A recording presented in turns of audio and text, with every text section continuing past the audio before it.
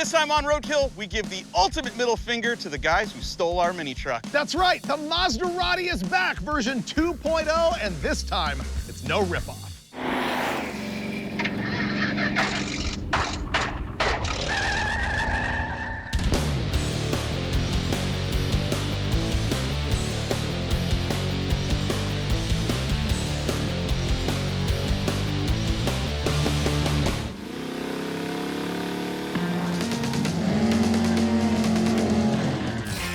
To answer one of the most common questions I get from fans, no, the Mazdarati never came back after being stolen. So we're gonna right that wrong with a new Mazda and a Hot Rod Garage project car in the Super Street Garage. I know, this is perfect, right?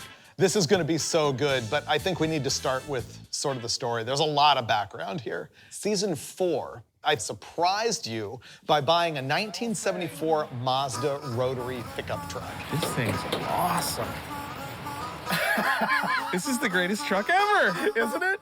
And I'll never forget the seller who told us he got thrown out of the drag strip because it wheelied and ran tens. Neither of which it ever did, even when we had it. Exactly, and the reason he thought that that might be true is that that truck had an Oldsmobile 455 on an early Toronado transaxle in the bed. And so we drove the thing around. Remember, it overheated absolutely brutally? Yeah, we made our own ducts for the roof to duct down to the radiator, which totally worked.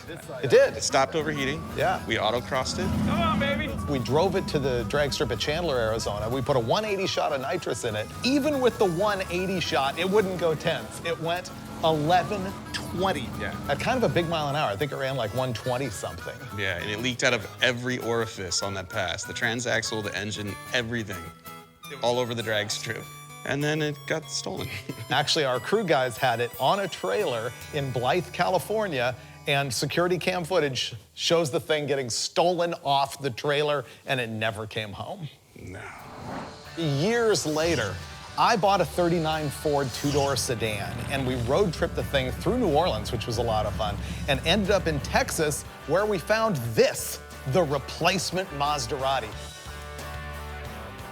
It is another, I think 74, maybe it's an earlier one, I'm not sure. There's something about the cab size difference in the different model years of these things. The last year of it had a longer cab. Right. Which I would have loved to have had because I never fit in the Mazdarati very well. But we sat around and bench raced in that episode about what kind of engine we wanted to put in the thing.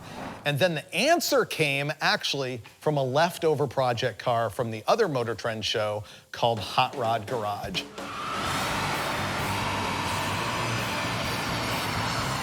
Now, this vehicle's actually kind of genius. It's a 2006 Impala SS, and those things are factory with a 5.3-liter V8 that is sort of based on an LS motor. They've got some differences, like, you know, there's no starter motor on it, the bell housing bolt pattern is different, stuff like that. It's mounted sideways in the front of the car. All of that. It's very weird. But what it means is that you can get another one of those complete engine and transaxle packages and throw it in the trunk, which is what Tony and Lucky did on a couple of episodes of Hot Rod Garage. And the whole goal was to make the thing run in the 9s. But like the Mazdarati not running in the 10s, they never got it into the 9s. It went 10-16, and it was so sketchy that not even Tony Angelo would drive it down the track again. The build is amazing. I'm thrilled about it. It's clever. He was not thrilled about driving it down a drag strip, and I totally understand. So why not do our own version of that and get equally scared? The reason we're able to part out the Hot Rod Garage car, which honestly kind of hurts us, is that I heard that Motor Trend was going to scrap it.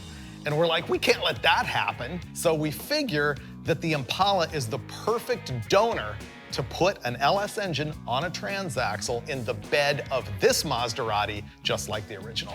I think the first thing that we're gonna do is get the Impala and actually hack the engine and transaxle out of the back of it. I can't cut that car. I'd feel bad. We can make Lucky watch. I'm gonna cut the roof off. It'll help. Ready? Really? Yep.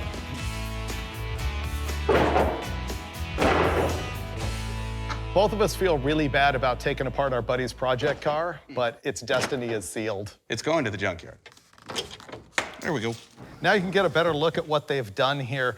I think the engine that's in the front is from a GXP. This one's actually from another Impala. This is the original engine those guys installed. The front one's been blown up, I think, 3 times. So, hacking. That Nice. usually works. There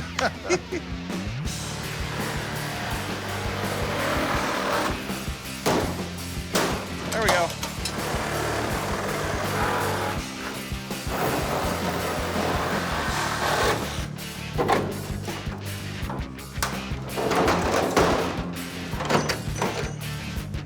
There we go.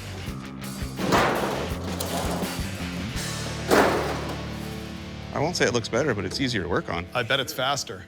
I don't think I mentioned to you that both of these engines are turbocharged. See the intercoolers? It made 940 or 980 horsepower on a four-wheel dyno, which means each engine is making less than 500 horsepower under boost, and they run on E85.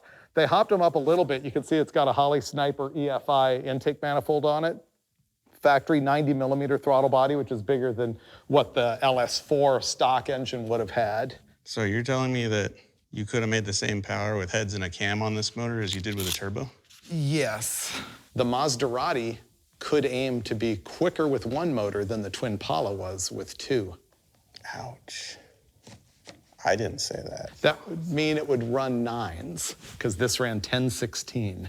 The great thing about this is if it blows up, it's not our fault. Right. This was used when we got it. Yeah, we can explain that Could off. already be broken. Yeah. Who knows? Yeah, but you know what? Hot Rod Garage never blows up LS engines, so. All right, ready? Yep.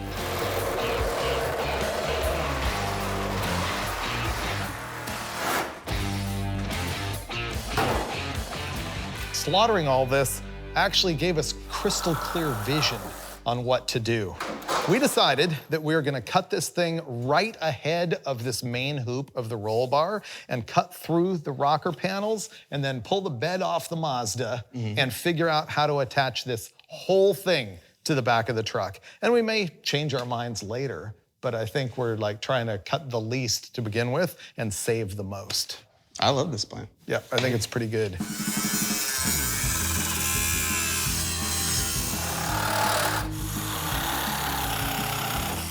Here comes the last one.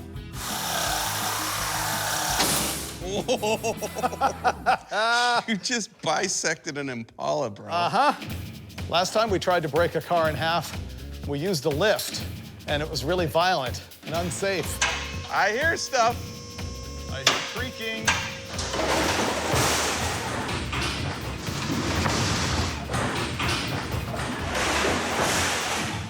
This is much better. Oh, starting to go now. Oh, wait. The air inlet tube is holding it together. Okay, that's loose.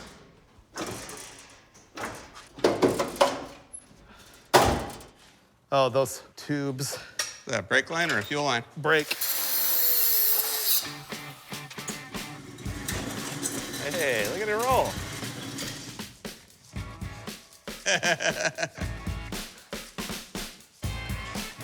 It's a lot easier to take them apart. What is that, $1,000 worth of gauges in that thing? We should take them out. A couple grand worth of EFI sitting there, too. No, we'll save all that. This is great because, like, the ECU plugs in. It's a few wires. The fuel system's still sitting there. Yeah. Like, wow. HRG did all the work for us. Thanks, HRG. All right, tomorrow, I think we get this garbage out of the way. We'll strip all the good parts off of it so it doesn't go to waste. And then we got the Mazda on the lift where we will pick the bed up and figure out how to take this and slam it together. Yeah, clearly, we're not going to waste anything. Nah, we're gonna be done early. Yeah, you want to like go to the beach on Wednesday or something? I was going to say, let's get a beer, but okay. Oh, that's a good idea. Mental warming led to a lot of brainstorming last night. See what I did? Poet. I guess we figured out how we want to do this. We're going to put it up in the air and pull the bed off and then think about it from there. A lot of measuring, then a lot of butchery. This truck's actually pretty rare. When did they make them? 72 to 74? Something like that. 3 to 5. 3 to 5, that sounds right. Somewhere in that neighborhood. But it's a Mazda pickup that came with a rotary engine, and not all of them were that way. And the body style is actually different with the rotary. It's got the little fender flares. Yeah, Ford Courier guys are bummed because they don't have the flared bedside. I don't think they have the battery box either. This one didn't have an engine in it when we got it. Hit it just a little so I could... There, it's out. Great. I think this is the last one. Yeah. We think all the fasteners are off the bed, so we're gonna put it down on the ground and list some manpower. We're gonna have producer Taylor and apprentice Mason come in. Okay, great. Ready? All right. And down.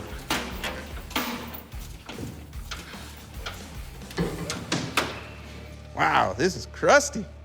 Now the fun part. We have the bed off, obviously, and we're going to roll the back half of the Twin Pala next to our not really rotary powered truck anymore and eyeball, how do we make this fit that? We rolled this over just to sort of eyeball everything. I've got it lined up on the center line of the axle. It looks like it fits perfectly. We're gonna measure a bunch. Our plan is gonna be to just weld that right to here after we cut this frame off. And obviously it's gonna need a lot of triangulation to work. This is basically outside of the tube. The outside of the tube is 56. Yeah. And outside of this frame is like 44. Yeah. The roll bar just barely fits in the bed, right? Yeah, it's just inside of the bed rail by like 3/4 of an inch. Okay. How are we gonna weld it all in and triangulate it and make it stay there?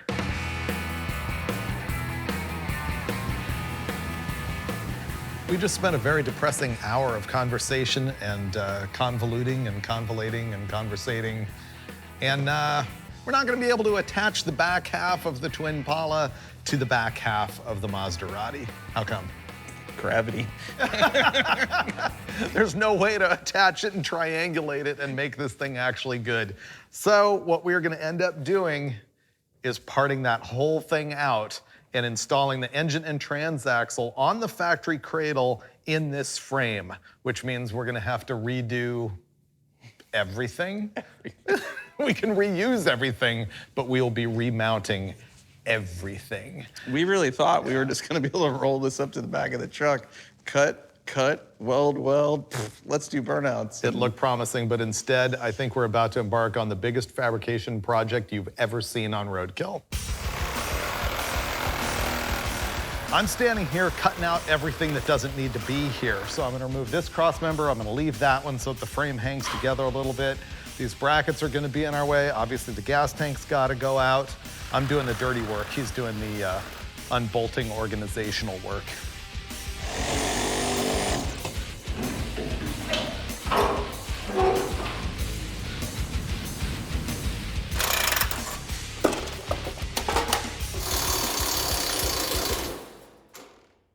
Cool. That's off. Okay. All this good fab work gone. It is a nice piece. And we have liberated the parts that we actually need. This is an LS4, it's a 5.3 aluminum head engine, and those guys left the stock cam in it, sniper intake, 90mm throttle body, headers and stuff. The transmission is actually transaxle and brand new gear star unit, but now we have to figure out how to get all of this under the Mazda. We're revolutionaries. Beat it.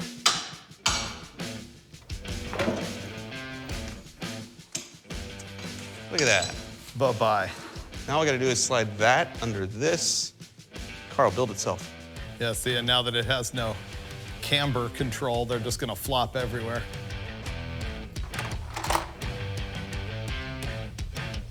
All right. Ready? Yes, let's go.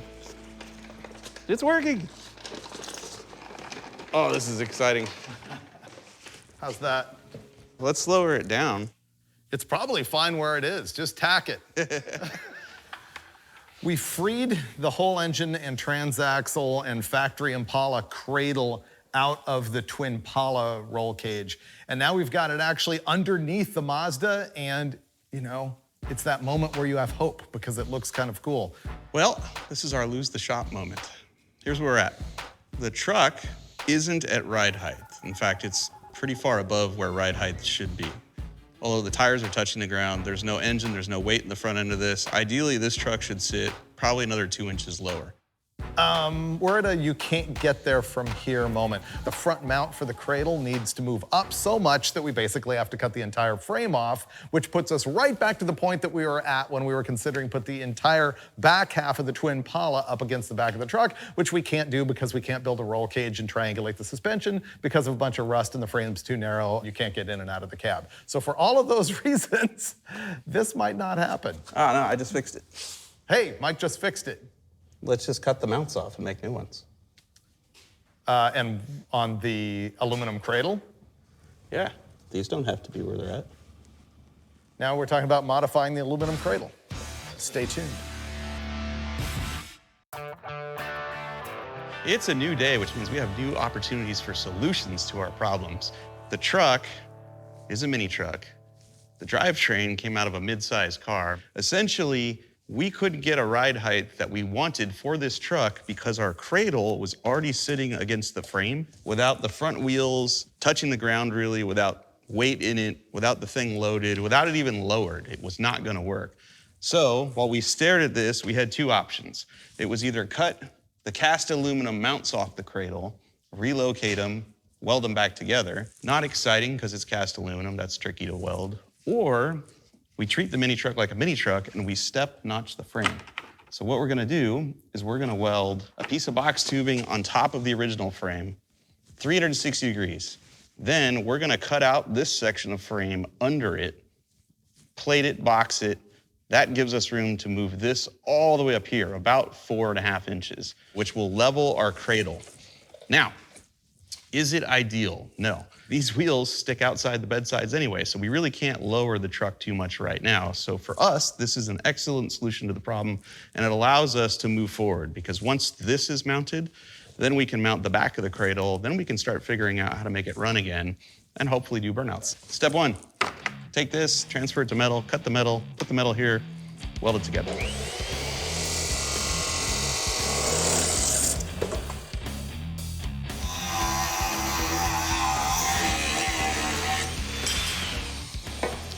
Finnegan is making like the support braces in here for the frame, and I've cleaned up and removed all of the brackets and everything. Now I've got to pick the truck up, roll the engine out, clean up the inside of the frame, and then we'll be able to come back in and like weld the whole thing.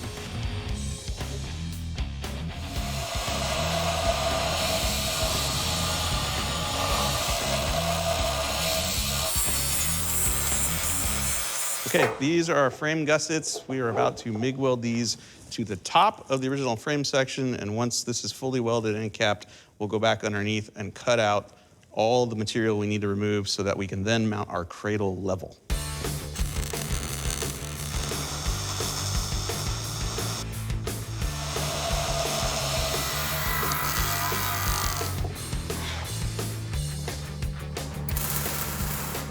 Victory! We're done with our like weapons grade reinforcement here, and next we had to figure out where we're going to hack so that we can take this engine cradle and move it as high as we can in the frame so we can get the truck as low as we can. And so Mike just measured it out and drew these cut lines right here. And I think we're gonna pick it up, roll the engine back out, and then I will hack that. Yeah, buddy.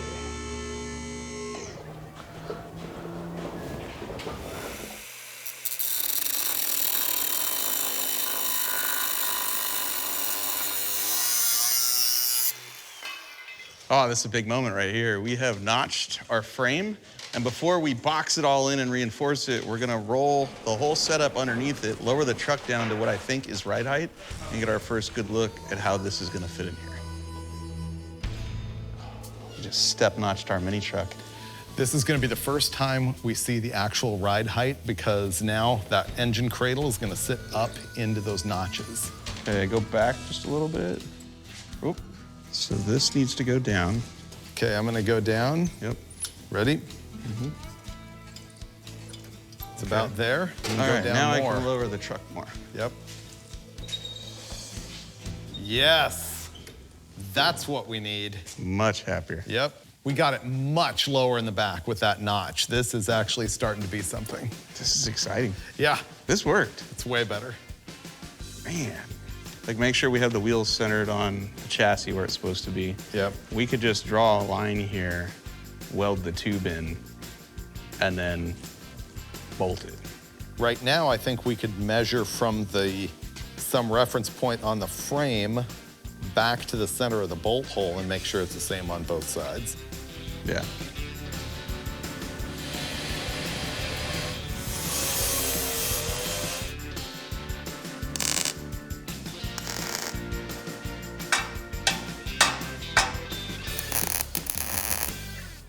Oh man, it's been some long days, but this is a moment of victory. We finally got these notches in the frame, boxed them in. We got our ride height where we want. We're gonna split. I think we're mounting the engine tomorrow. This is gonna be cool because it's gonna be under the bed rail. Yeah. Like, no one's gonna wanna steal our truck because you're not gonna see headers sticking out, you know, unless we lose our mind and mount the turbos up here someday. Nobody will know. In tribute to the original Mazdarati. Yeah, I love that you suggested. Now I don't have to talk you into it. Right. That's great. I'm gonna go home and sleep. This morning we've got the engine back out of the truck. We gotta make this whole thing square in the truck this way and even side to side. So it's essentially a 40-inch bolt spread from front to back, and then the center line of our lower ball joint is 13 5/8. Our already marked center line of our wheel wells Yep. and go forward 26 6 3/8. 3/8. That's where we put our holes, and then we just had to measure the width here between those two front ones. Okay, you're on the dot. I am on the dot. So that's 42 5/8. It's close. It's within an eighth. Okay. That's good enough for who it's for. All right. Yeah. You know there's no chance this is gonna be perfectly square, right? They'll never know. Are you gonna get a ruler out on your TV? No, you're not. No, it's gonna be great. That's right. So we know about where our cradle needs to go. We even have marked the holes in our frame. Now this is box tubing, and if I put a hole in here and I put a nut through here and a bolt and I just start cranking on it, it's actually gonna crush this. So what we're gonna do is drill an even bigger hole than we need for our bolt, slide this tubing through it, have some of the tubing stick out on each end, and then we're gonna weld it precision around there. So now when we tighten our bolt that's going through this tube, it's trying to crush this tube, not this tube. And this tube, that's not getting crushed. It's gonna be sturdy. You know why? Because we care at Roadkill.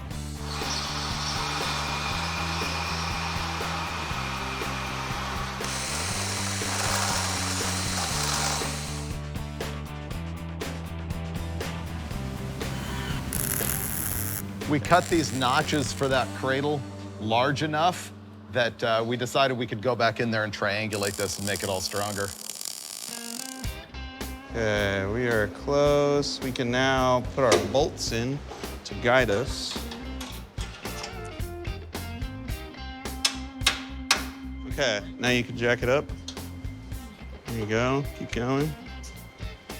Oh yeah, plenty of all thread. Okay, we're there. We can do nuts and washers on this side. We're attaching this with all thread right now, just sort of temporarily. And we've got grade 8 bolts on order. Yeah, now we can go down and then figure out where we want to make the rear cross member. Pallet jack gone for the last time. Great. All right, I'm gonna go cut up the twin Pala cage and bring it in here and see if it's actually gonna work. If it does, it's gonna save us a ton of time. Yeah. Sawzall.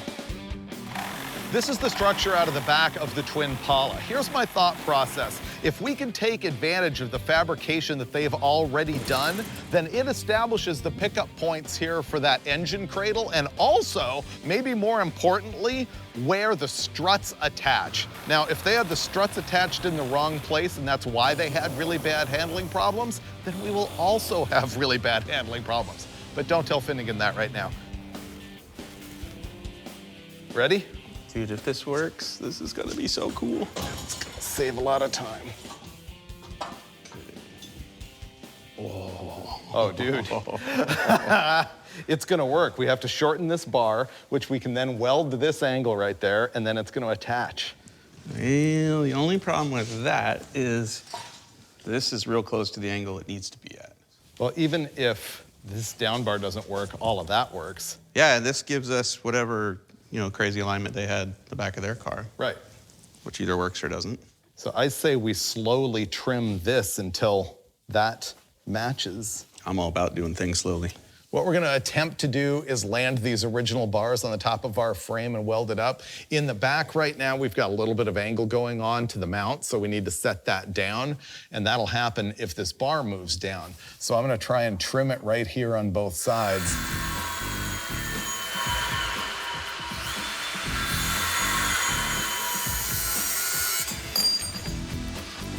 Nailed it. Nice. Wow. I got a huge gap on this side. The whole cradle can roll forward. Okay, so just the inside of this needs to be trimmed. We did it. This is a huge time save. We made this back of the Twin Pala work, so Mike's gonna zap it on, and then we can bolt struts on. We can bolt struts in now. I got a nut on mine, we just gotta tighten it, and we need a nut in your donut on yours. Yeah. More. And Down slow. down slow. Yep. Okay. The weight of the vehicle is now on the struts if you keep going. Yep. Woo! That's on the ground. Yeah.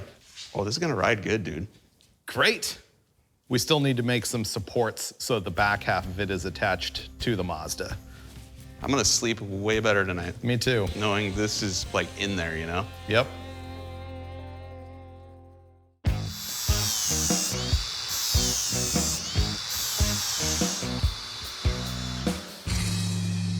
I don't know what day it is, but yesterday went really good. We got our drivetrain pretty well locked in place, except for some critical bracing. Right now, I'm gonna make tubes that'll be fish mouth on both ends to connect this factory cross member down to the one that the guys at Hot Rod Garage made. We're gonna use a technique called fish mouthing, which is cutting and contouring the tubing so that when it meets another piece of round tubing, it fits like this. The easiest way to make that opening is with a hole saw that's the same size as the tube diameter. I don't have that, so we can't use that. But what I can do is I can set my tubing up, I can look at it right there, and I can use the tube to mark this other tube like that. Once I've marked it like that, then all I gotta do, grind the contour. And once you've ground the contour, which is what I did here, these two things fit together like butter.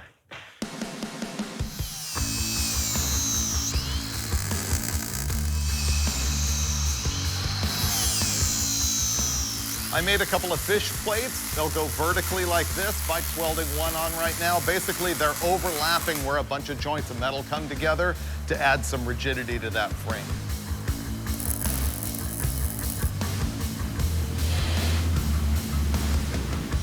The Impala has a factory motor mount that goes right here and attaches to the firewall or something like that. And Hot Rod Garage had made one, but it was too short for our application. So I took theirs, cut it in half, and then we got a sleeve, a piece of tubing that fits fairly nicely over their unit right there, and we're gonna use that to extend this piece. When you do that, it's a good idea to drill holes in it like that so that you can do what's called rosette welds in there. And you'll notice that I put one end here, and then the other end is 90 degrees out. I don't know why, it just seems like the strong thing to do.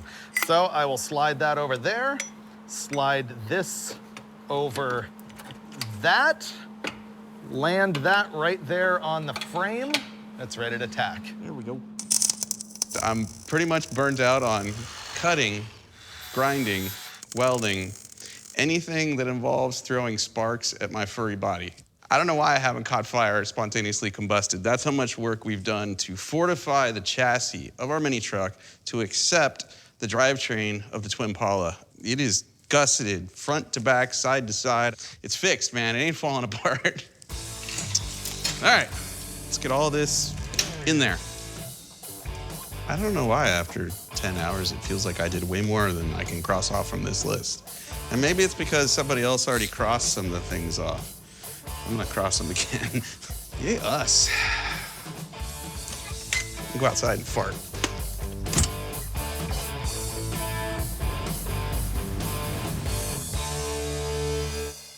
Hi there, day 6.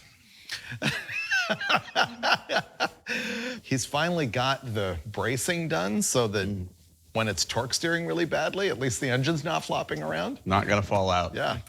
I'm gonna fiddle around with stuff out here, and you're gonna do the Shifter. drift handle and shifter. Yeah. Perfect. Ha. I win. This is not the right way to do this, but it's done. And like it never happened. Boom. And it moved it away so we can put our cable through probably right about here, gaining us a few precious inches. You gotta be flexible and creative. Our Mazda has a braking system that apparently you can't buy any parts for. We found Duralast brake pads, but everything else is nothing. And we wanna drive this thing fast. So here was the solution. Finnegan came up with this, it was great. We're gonna put a drift handle in it. And for the time being, all we're gonna have is rear brakes. So I have to mount this thing in here, put this master cylinder on there. We're gonna plumb it with soft line the whole way, which you're not really supposed to do. All right, let me put this together. I'm doing this and the shifter because I went as far as I could on the EFI wiring, and Finnegan snipped most of it out of the other vehicle, so he knows what wires go where and I don't.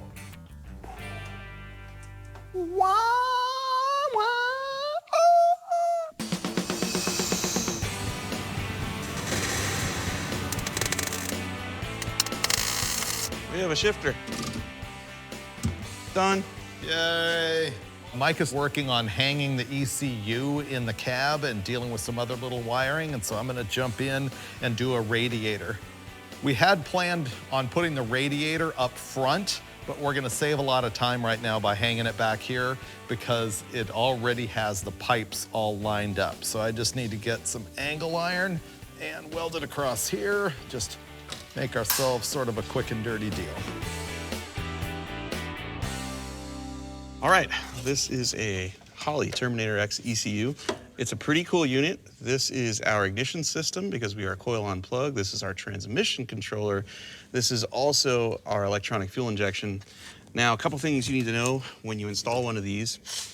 Obviously, you don't want it wet. You don't want it to get really, really hot.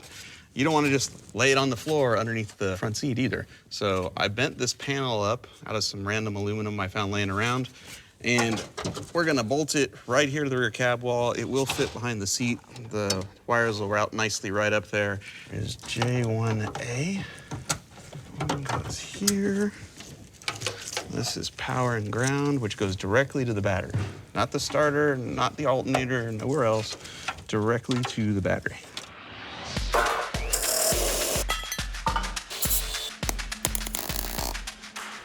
We've resorted to butchery as if that isn't what we've been doing all along. I just scabbed in a couple of pieces of angle iron right here. And if you think that's cheesy, wait for the next step. You know, a ratchet strap is really just a glorified zip tie. Oh man, this is gonna be good. 2 straps. That's how you know you care. Yeah.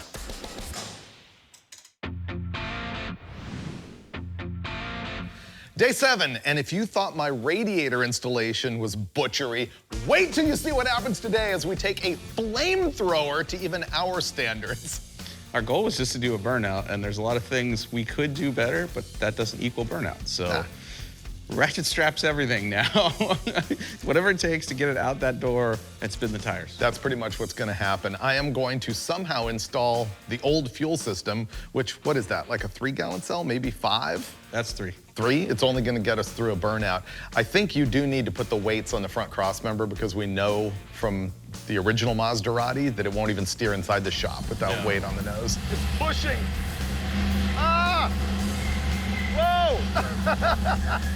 So yeah, I'll start on the weights. So you do the fuel system. Then that just leaves the gas pedal and the battery.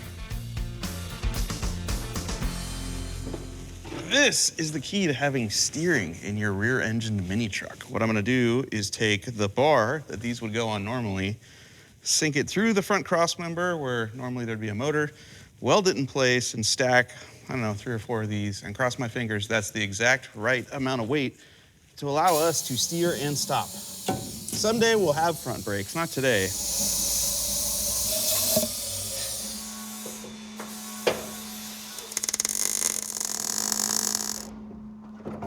Let's see, 95, 140, 190. Done. I wonder if it lowered the truck. That's still gonna need a little something, something. Ratchet strap. Security. You ready for the magic? Yes. All right, we're gonna zip tie this over here. What I like about this is not only is it SFI approved, but it really takes the focus off the ratchet straps and puts it on the zip ties where it belongs. Wow, that's butch. Meanwhile, I'm running brakes. Look how sturdy it is, though. I'm shaking the whole car. Yeah. Calling it good. Enough for who it's for. Do not do this at home. We're making progress. Finnegan just spent a while making sure that our tune-up was okay on the Holley computer. The last element of the EFI that I need to deal with is the fly-by-wire pedal. There's no cable from the throttle pedal on this deal. It actually just is controlled from the ECU, and back there, the throttle will open and close based on this. It's interesting that they've got this doubled up from the Twin Pala when they had 2 engines in it, so it was actually reading 2 different sensors to open 2 different throttles. That's kind of a handy gas pedal. Dave's putting the gas pedal in, I'm putting the coolant in. Getting close.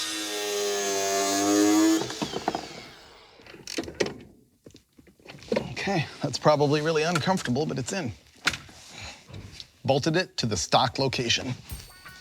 All right, season 13, we finally learned that vehicles need gasoline to run. Is this really gonna happen? I've never heard it run. We may have gone through all this trouble only to find out, you know, the motor's junk or the trans isn't shipped. Hey. Which would be really funny. Who are you accusing of what? We're gonna try and fire it up. Yes. Okay, leave the ignition on for me. Ignition's still on. Finnegan's gonna check the computer and see if we can see what's going on. USB link so we can see it live. Try it again. Oh. Does it show fuel pressure? It's telling me we don't have fuel pressure. Well, yeah, the pump's not running. Oh, wait. It helps when you ground it. Oh, I thought you did. I thought I did too. I think we're cool. Yep. Go for it. All right, back on and cranking. That wants to run. Up. Something didn't like it. Right to the wood, Dulcich. Of course. Okay, fire it up again. Gotta let it warm up. We made it run. This thing was on an E85 tune-up, and E85 requires a lot more fuel than gas, so... We took like 50% of the fuel out of the base fuel map. Bingo, and it runs way better. Yeah. We think it's actually good enough to drive at this point. We're gonna bleed the brakes, I think tomorrow. Burnouts. Drink. Drink. Okay, Okay. up. Now open it, It's opened. and down, and Ooh, holding, There we go. Closed. and up. Open. Hey, yesterday I promised everybody that it would run late today. You did? Yeah, Oh, high five. yeah, Nice. first time ever. All right. Lived up. Yeah. We're not necessarily proud, but we're done. When you say it out loud, I mean, you're right, yeah. We'll make it way better next time. Ready to go do burnouts? Yeah.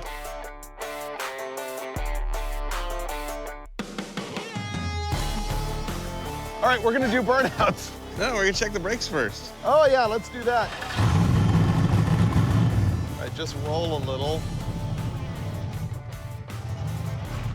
Oh, that works. Oh, we got brakes. Yeah, that's Finnegan style right there. Yep. Oh, Ooh, spunky. let's see if it steers. Oh, it steers. It's not skidding around. All right, I'm gonna chalk the front wheels and we'll try a burnout. So far, the brake works, steering works, and it seems really peppy in just the tiny bit that we hit it.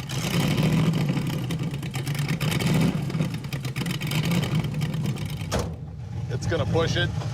I think it just ran it over. Are you willing to do just to mash it and go? Yeah. Okay, I don't know if let's it'll do do that. anything, Wheel chocks didn't work. We're just gonna mash it.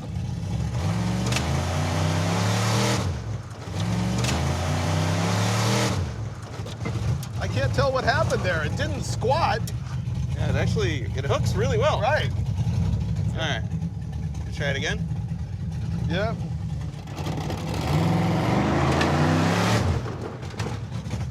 Yeah, it just hooks. It doesn't want to do a burnout. If it would run right, it would be fast. This thing seems to just want a boogie. We're matting it, and it's barely hazing the tires. It's mostly just accelerating. It makes no power. While we feel vindicated that it runs and drives and hooks up and is ready for the next episode where we turbo it and put a bed and everything, we still need a burnout. We need a burnout. I've got water on the rear end, and I'm gonna throw a wheel block in here. I've already got one on the other side. We're gonna see if we can improve the tire smoke situation. I think you're good. Okay.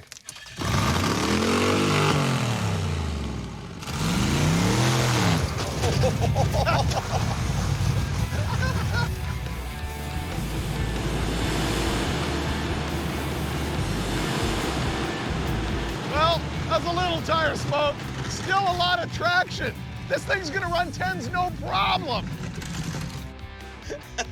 It's got way too much traction. It does. This thing hooks.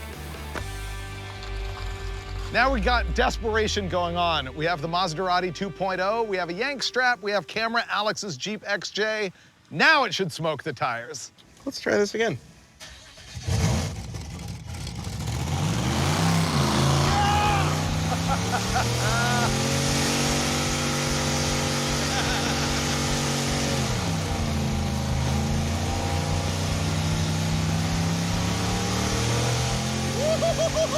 Yeah, we got tire smoke, baby.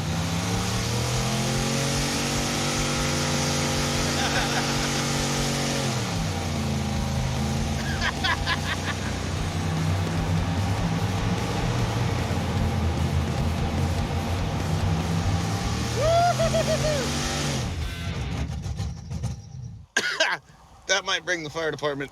Mazdarati 2.0! We had to go to great lengths to smoke the tires. That was great. Rubber on the roof, on the ground, not on the tires, all over the engine. We made slicks. Yes, This is great. it really is good. Wow. Who knew? We just needed a Jeep in our lives. I might be a Jeep guy now. We should leave. Yeah, probably. Yeah. Let's disconnect this and get out of here.